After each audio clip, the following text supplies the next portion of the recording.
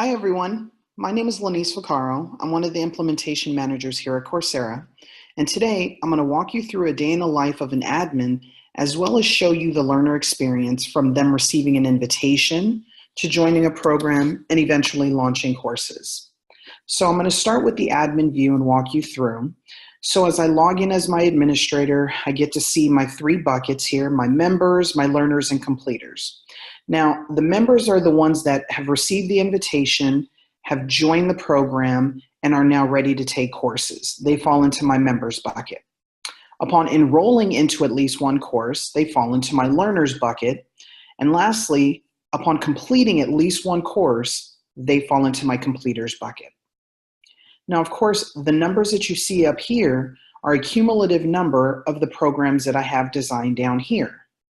Every program will have its own set of buckets itself, but this will show you a cumulative number of everything combined. And if I want to see who these members, learners, and completers are, I have the option to download an email report of who the members are, what courses they're taking, what they've completed, what their status and progress is, when they enrolled, so forth and so on. So all administrators have this access right here to be able to see all of this information. So as I scroll down, I'm going to dive into one of the programs here, and we'll talk through first what the settings are, which then present me with the name of the program, the tagline, and of course, if designed, a background banner. So all this information will be configured during implementation, in which you will provide this information as to how you want this configured and built out during the implementation process.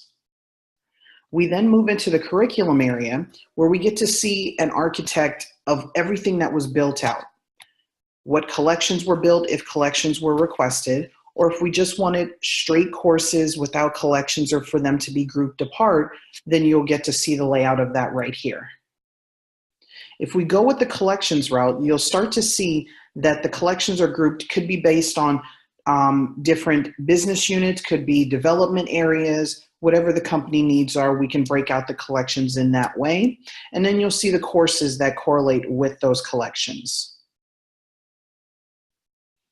We do not have a limit on the collections, but you will give that information to your implementation manager during the architect phase. If I would like to, as an administrator, add additional courses once the configuration is done, you also have the option to add additional courses to the collections or program as you see fit.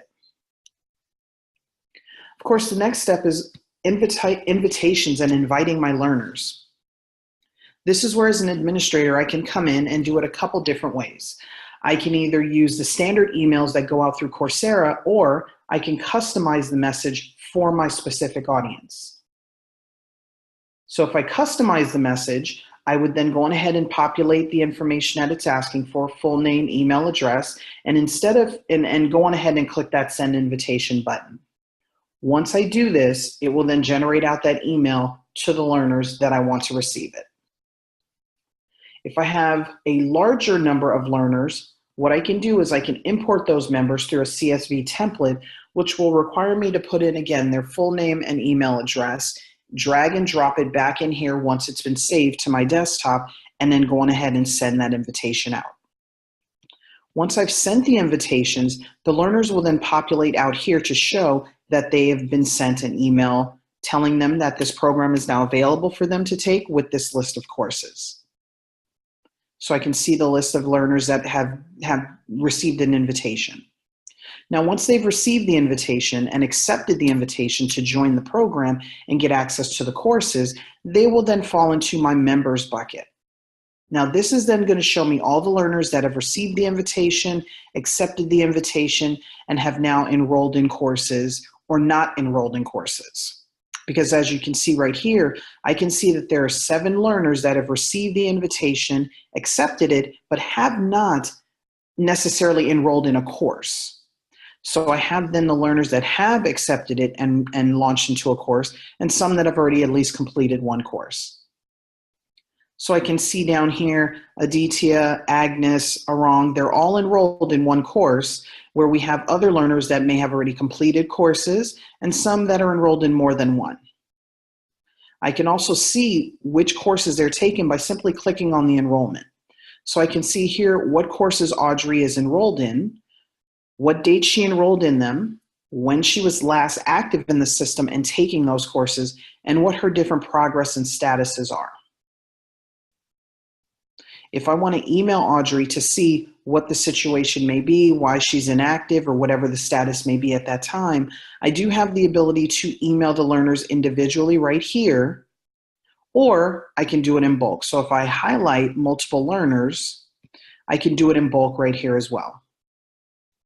If it's also found that these learners no longer need to have access to the program and the courses, I can also remove them in bulk, or I can remove them individually by their names.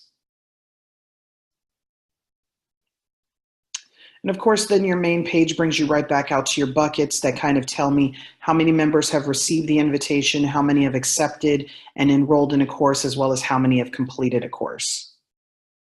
Okay. The next area in here is our permissions. So we have two sets of permissions for a Coursera administrator. We have a super administrator and we have a program administrator. The super administrator gets access to all of the programs that are curated during implementation. They can run reports on all those programs. They can add additional courses. They can invite learners, remove learners. They get to do everything in the system. A program administrator is given access to maybe one program out of the bunch or maybe two programs out of the bunch, and they're able to administer that program to the necessary learners. They can remove learners, add learners, they can run reports on those learners, but they are limited to just having access to just the programs that you provide them access to. So again, we have our program administrators and then our super client admins here.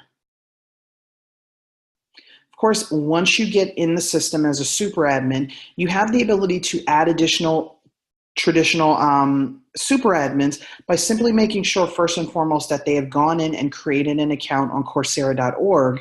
Once they've done that, you can then simply add their email address in here and add them as administrators. If they're no longer with the company or have moved on and no longer need access as a super admin, you also have the ability to remove the learners.